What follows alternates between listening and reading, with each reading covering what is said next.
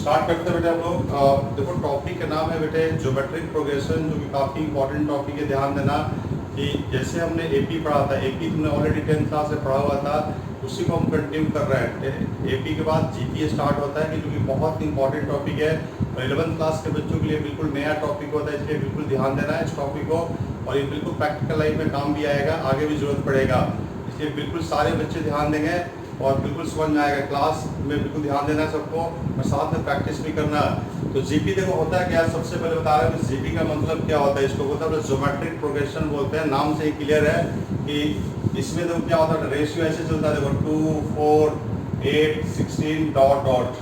अब इसमें देख रहे हैं ध्यान से कि वहाँ डिफरेंस सेम था, एपी के अंदर डिफरेंस सेम होता है, यहाँ पर क्या होता है, रेशियो सेम होता है बेटे। यहाँ पर इसको हम फर्स्ट टर्म बोलते हैं, this is called first term, second term, this is third term, this is fourth term.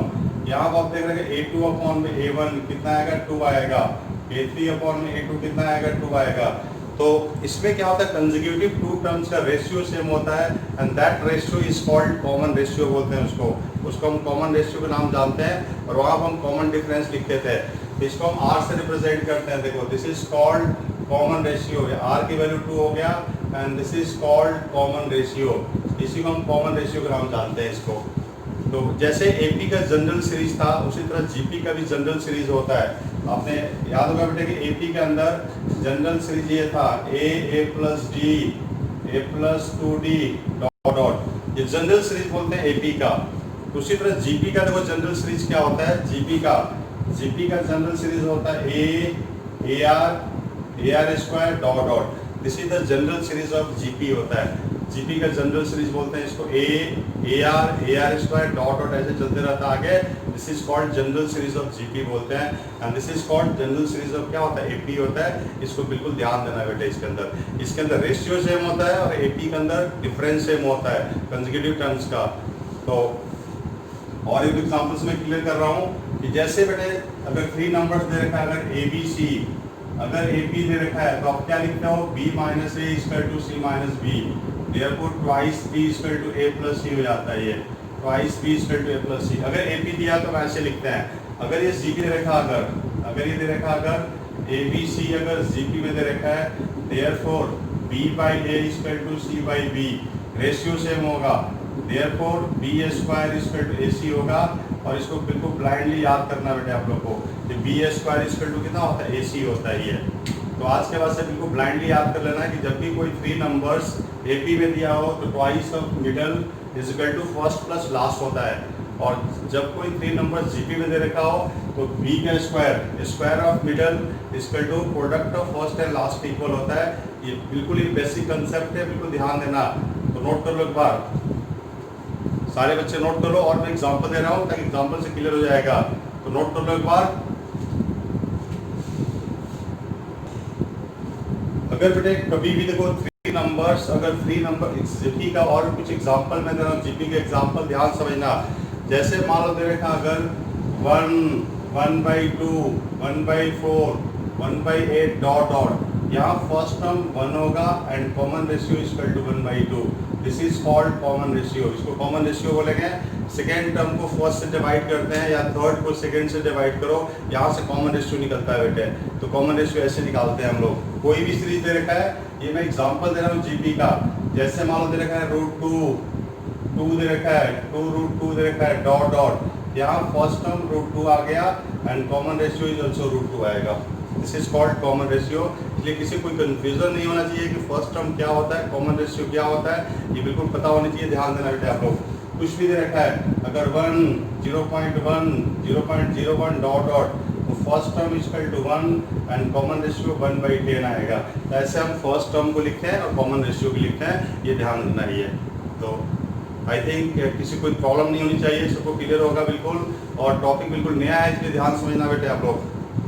और आपको पता है कि बेटे कोई भी नंबर अगर ABC अगर AP दे रखा, अगर आप पता है आपको उल्टा करने के बाद, उल्टा करते हो तो पता है क्या होता है, HP बन जाता है, HP।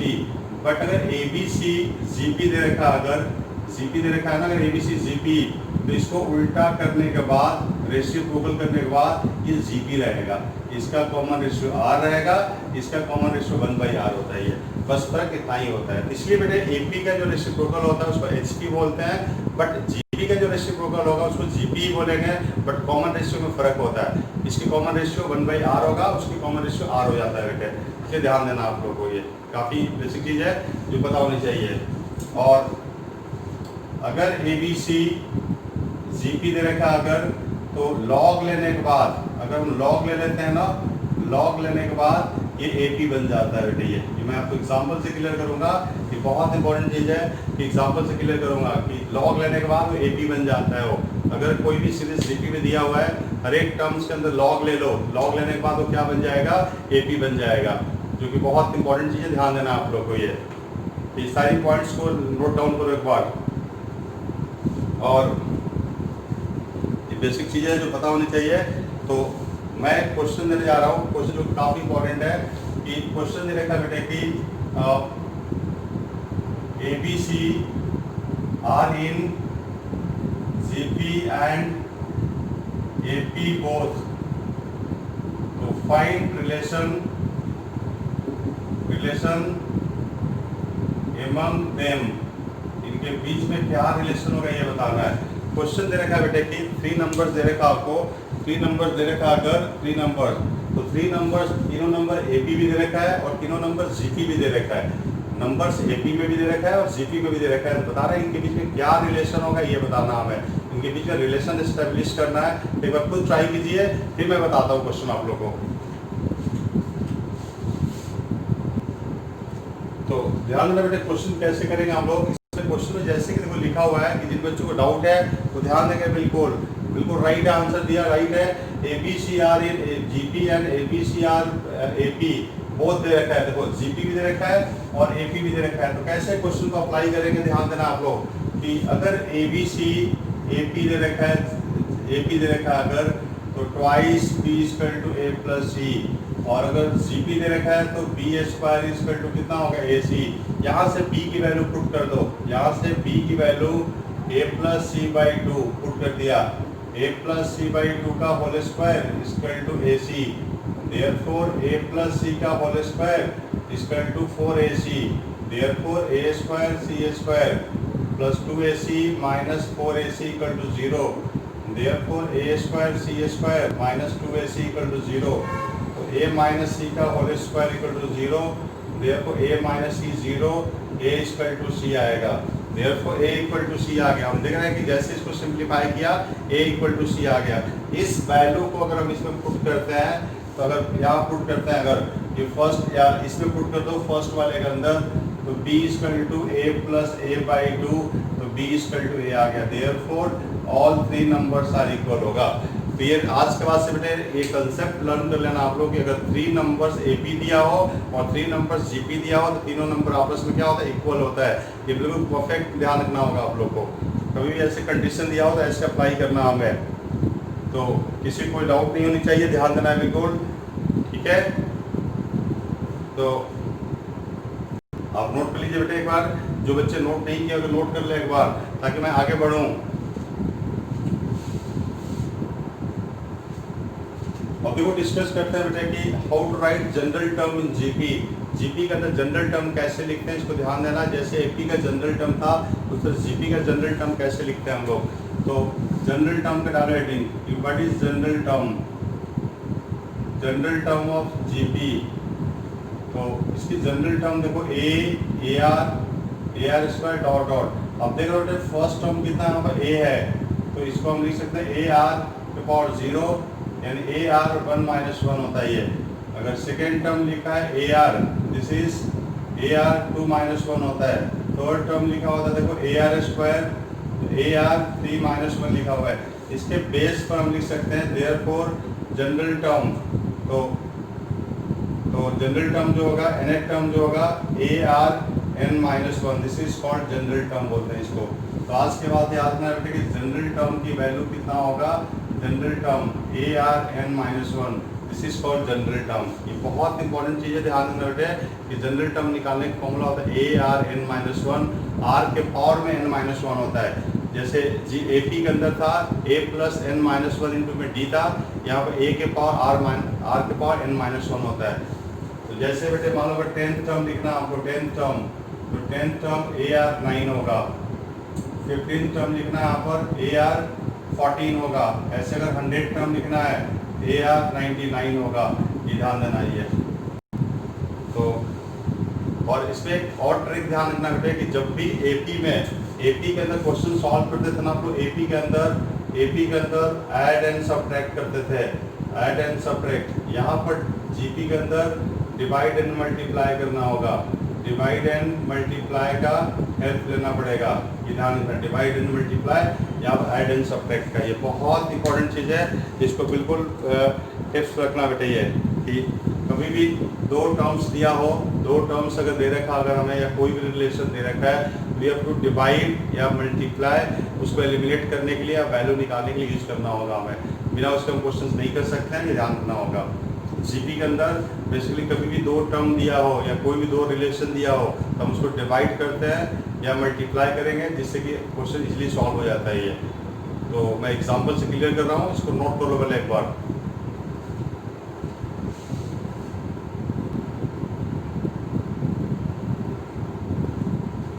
तो जैसे कि बेटे इसको हमने डिस्कस किया हमने कि एनेट टर्म के बारे में बताया, एनेट टर्म कैसे निकालते हैं हम लोग, तो ये ध्यान रखना, ये बताया मैंने कि एपी में जब दो टर्म्स या दो रिलेशन ऐड और सबट्रैक्ट यहाँ मल्टीप्लाई एंड डिवाइड करते हैं, तो इसके अंदर दो फॉर्मूले और डिस्कस करते हैं, तो एग्जाम्पल करते हैं हम लोग। तो ये ध्यान देना आप लोग बेटे कि अगर कभी भी जैसे एपी में था वैसे जीपी के अंदर भी N A term from end से निकालना हो, from end of the series, तो एन ए टर्म ऐसे निकालेंगे 1/r के पावर n माइनस वन। ये फॉर्मूला भी काफ़ी इंपॉर्टेंट होता है कि अगर एंड से निकालना हो, एंड से कोई टर्म निकालना हो तो उसके लिए अप्लाई करना होता है, ये ध्यान देना होगा आपको। तो एक एग्जांपल से हम क्लियर करते हैं, देखो एग्जांपल करते हैं जिससे कि बेटर रहेगा कि क्वेश्चन दे रखा है कि देखो फाइंड करना बेटे fourth term from the end, fourth term from end of the series, fourth term from end of series 3, 6, 12, 3, 6, 12, 24 dot dot last में दे रखा हमें 3072, 3072। तो एंड से फोर्थ टर्म निकालना है, ये क्वेश्चन दे रखा हमें। और एक क्वेश्चन हम ले लेते हैं यहाँ पर, which term of GP, which term of GP 2, 1, 2, 1, 1/2, 1/4, 1/2, 1/4, 1/2, 1/4 is 1/1 to 8, ये बताना हमें। दो क्वेश्चन दिया है मैंने, दोनों क्वेश्चन को ध्यान रखना है बिल्कुल। इसमें बताना है एंड से, हमें एंड से फोर्थ टर्म बताना है, और इसमें बताना है कौन सी टर्म 1/128 होगा, ये बताना हमें। और एक छोटा सा क्वेश्चन और लिखता हूँ मैं कि which term of GP 5, 10, 20, 40 dot dot is 5120, 5120। तो ये तीन क्वेश्चन बेटा आप लोग अटेम्प्ट करना है, तीनों क्वेश्चन ध्यान दीजिए बिल्कुल, तीनों क्वेश्चंस करना है, एक बार ट्राई कीजिए आप लोग, फिर बताता हूँ मैं। सबसे पहले क्वेश्चन नंबर देखो, फर्स्ट में बताया ये क्वेश्चन नंबर, ये फर्स्ट, ये हमारा ये फर्स्ट है, ये सेकंड है, and this is third question. सबसे पहले फर्स्ट क्वेश्चन में डिस्कस कर रहा हूँ कि find fourth term from the end निकालना है। तो फर्स्ट क्वेश्चन में हमें ए दे रखा हमें 3 and r is equal to 2 and n term is equal to 3, last term is equal to 3072। तो फोर्थ टर्म निकालना है, फ्रॉम एंड से निकालना है, फ्रॉम एंड। तो L इंटू 1/r के पावर n माइनस 1, तो this is 372 and 1/2 to power 4 में से 1 गया 3, तो 3072 एंड दिस इज 1/8 आएगा। इसको डिवाइड कर दिया हमने, तो 3072 को हमने डिवाइड किया, डिवाइड करने के बाद 384, दिस इज द आंसर, ये फर्स्ट आंसर आएगा बेटे, ये फर्स्ट आंसर। तो फर्स्ट क्वेश्चन बोल रहे हैं कि एंड से फोर्थ टर्म निकालना था, एंड से फोर्थ टर्म निकालने के लिए वैल्यू कितना आएगा, 384 आएगा। ये फर्स्ट पार्ट का आंसर निकला हमारा। तो इसमें बिल्कुल आज के बाद से मेमोराइज कर लेना, फॉर्मूले को बिल्कुल याद कर लेना है, हमेशा लाइफ में काम आएगा कि जब भी एंड से लास्ट से फोर्थ टर्म निकालना हो या कोई सा भी टर्म निकालना हो तो ये फॉर्मूला यूज करना हमें, L इंटू 1/r⁻n−1, ये ध्यान रखना हमें। तो किसी कोई कंफ्यूजन नहीं होगा। सेकेंड क्वेश्चन बता रहा हूँ मैं, सेकेंड नंबर। तो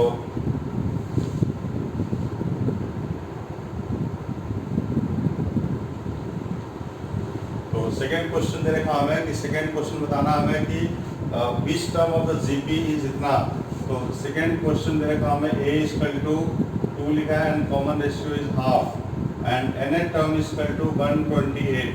So therefore nth term is equal to 1 to 8. Therefore ARn-1 1 to 8. So A is equal to 2 and 1 by R. R की वैल्यू 1/2 है। Therefore 2 के पावर n-1। यहाँ बिल्कुल ध्यान देना है, यहाँ ध्यान देना हमें कि यहाँ जो फिगर दे रखा हमें, यहाँ जो फिगर दे रखा है उसके हिसाब से यहाँ बेटे फॉर्मूले के अंदर r के पावर n-1 है और r इक्वल टू क्या लिखा, हाफ लिखा है। तो मैं गलत लिख रहा हूँ यहाँ पर, 2 × 1/2 n-1 ऐसे आएगा। देयरफॉर यहाँ पर 1/2 n-1 इक्वल टू 256। देयरफॉर ये कितना आएगा, therefore 1/2 8। Therefore n-1 equal to 8, n equal to 9। ये आंसर आएगा हमारा, ये आंसर निकलेगा जो कि बिल्कुल करेक्ट आंसर है, कोई प्रॉब्लम नहीं है, किसी को भी सबको आना चाहिए ये। तो इसके बाद बच्चे देखो थर्ड क्वेश्चन में डिस्कस करता है। सारे क्वेश्चन तुम लोग आता है लेकिन जस्ट फॉर्मेलिटी के रूप में डिस्कस कर रहा हूँ मैं कि बच्चों को कंफ्यूजन ना हो। तो अगला जो थर्ड पार्ट दे रखा है, थर्ड क्वेश्चन था 5, 10, 20, 40 ... which term is 5120। तो इसको हमने nth टर्म ले लिया, दिस इज nth टर्म की फॉर्मूला पुट कर दिया हमने 5120। तो दिस इज कितना आएगा, 5 × 2 के पावर n-1 इक्वल टू 5120। तो 2⁻1 इसको डिवाइड कर दिया 1024। एंड ये बहुत ही कॉमन वैल्यू है कि 2 की पावर 10 को हम 1024 बोलते हैं। तो 2 की पावर n-1 इक्वल टू 2 की power 10। Therefore n-1 equal to 10, n equal to 11 आएगा। यानी इसका आंसर कितना आएगा, 11 आएगा, जो कि बहुत ही आसान क्वेश्चन था, इसको बिल्कुल ध्यान देना है हम लोगों को। तो इसका आंसर 11 आएगा। तो ध्यान देना, बिल्कुल क्वेश्चन में डिस्कस कर रहा हूँ, जिन लोगों के डाउट है ध्यान देंगे बिल्कुल। क्वेश्चन कैसे करेंगे, देखो यहाँ फर्स्ट टर्म 1 दे रखा है and sum of third and fifth term, third term a3 + a5 equal to 90। Therefore AR2 + AR4 equal to 90। It's a very simple question. a की वैल्यू 1 पुट कर दिया, R4 + R² - 90 इक्वल टू 0। तो यहाँ बड़े simple 10th class की या 9th class के middle term splitting जो होता है उसको यूज करना हमें। जस्ट मिडिल टर्म स्प्लिटिंग लगाना है इसके अंदर। तो ये पावर 4 से घबराना नहीं है।